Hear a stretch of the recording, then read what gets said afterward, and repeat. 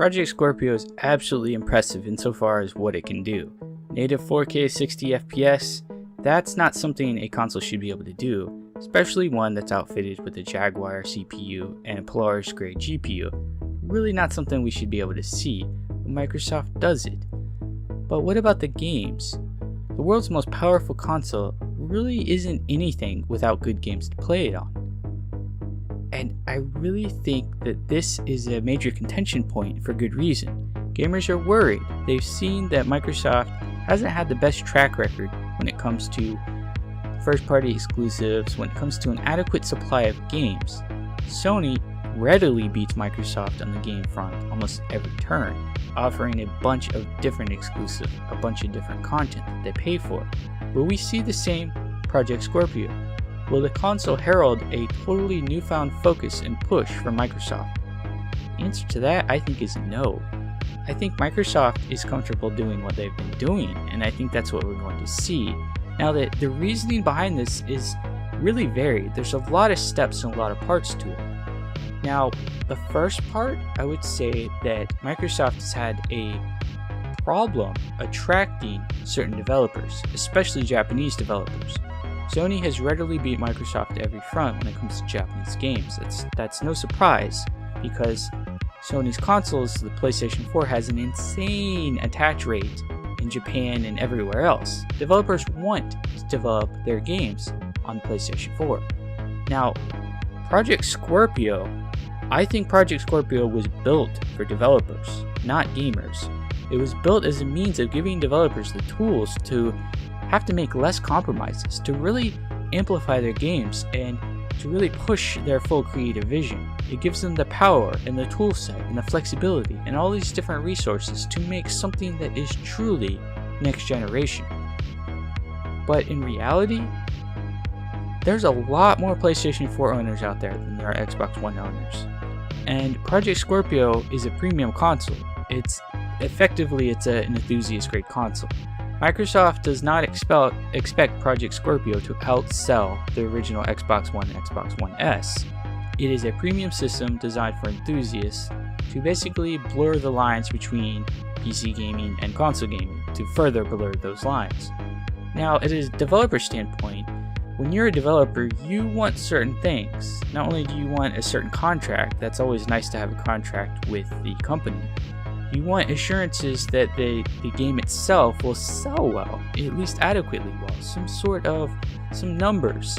And that's where Xbox One kind of falls flat, especially in Japan, where no one cares about the console. So that is a front that it's kind of a barrier for Microsoft. It's always been a barrier, and I think it's something that's really just going to continue. It's not going to be broken down anytime soon. And I'm wondering if there's some sort of consolidation going on, the Xbox One branch, the Xbox branch, if there's some sort of almost like a cap to how much money that they can spend on certain things. So the developers will be attracted to Project Scorpio's power. That is absolutely going to be something that is going to turn heads. But insofar as the attach rate and the install base, it's really not something that developers are keen on with the Xbox One. It's just not something that they're really attracted to. Those numbers aren't very good. So Microsoft would have to dump a pretty good portion of contract money in there for first-party exclusives and that kind of thing. And I don't think that's really going to happen. I think the best that they'll have is their timed exclusivity, that kind of thing. And in reality, I don't think it's enough. But really, okay, so Microsoft has something that PlayStation doesn't. That's backwards compatibility, and that is a big one. Now, Xbox 360 backward compatibility is a huge asset, but PlayStation 4 Pro already plays all the existing PlayStation 4 games, just like Scorpio. The thing is, Scorpio is going to play every Xbox One game better. I think that's going to be one of the major reasoning decisions behind Microsoft's, we're going to kind of do what we've been doing. You want a games library? You want exclusives? Well, we kind of already have them. I mean, you have a full library of Xbox One games. You can play those and at 4K, native 4K no less, with all these different optimizations and tweaks and the potential to really kind of breathe new life into some of these games. I think that's going to be the major reason why Microsoft just continues doing what they're doing. Scorpio demands a certain type of attention. It demands a certain type of schedule and a strategy. And I really think what Microsoft will kind of do is like, yeah, we're going to have games that fully tap it. Like, games that come out after X date will all have built-in Scorpio enhancements on the disc, especially first-party games.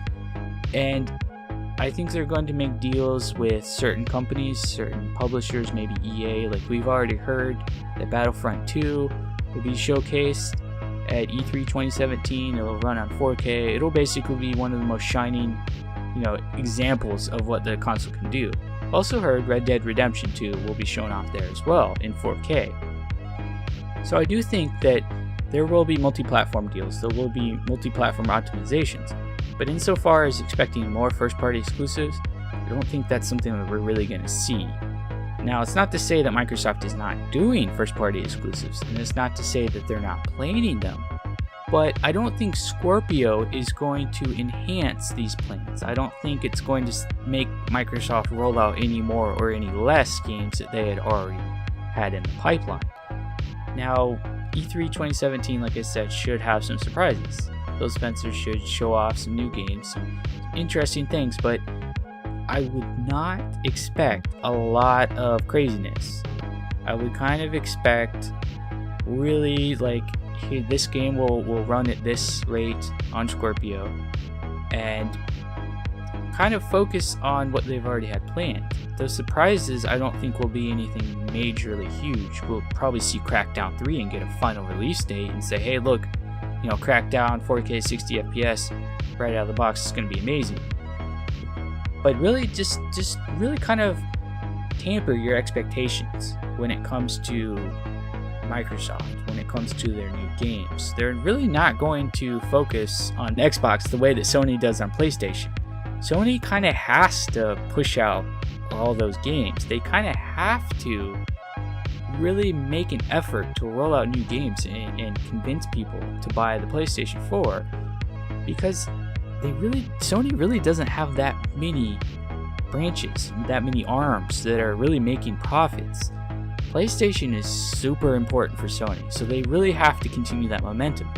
Microsoft, with the Xbox, they can kind of go at their own pace and say, hey, look, it's a unified system, it's a service now, we got Xbox on PC now, we got Scorpio coming up, we got all these different things in motion. Play all your old Xbox One games better.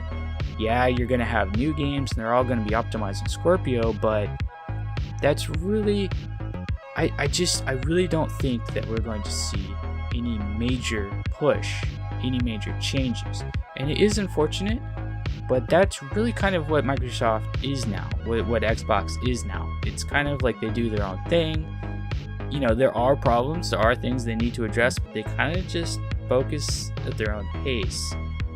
So that's pretty much what I think. Scorpio needs games, but it's going to have them. It's going to have every single Xbox One game. And it's going to have all the new games that come out that, will be optimized for it. But remember, the way that Scorpio works, it's not like the final Scorpio enhanced game is shipped out. It needs patches, it needs optimizations for those games. So basically there's two halves to every Scorpio enhanced game. There's the base Xbox One game, and then there's the 4K assets and the optimizations that come therein. So when you pop in Xbox One game, which is Scorpio, the console will automatically scale the game to run better. Then when you download the optimizations, which come with the 4K assets, the native 4K assets, native 4K textures, it will enhance the game even further. So it's kind of like the forward compatibility thing with PlayStation 4.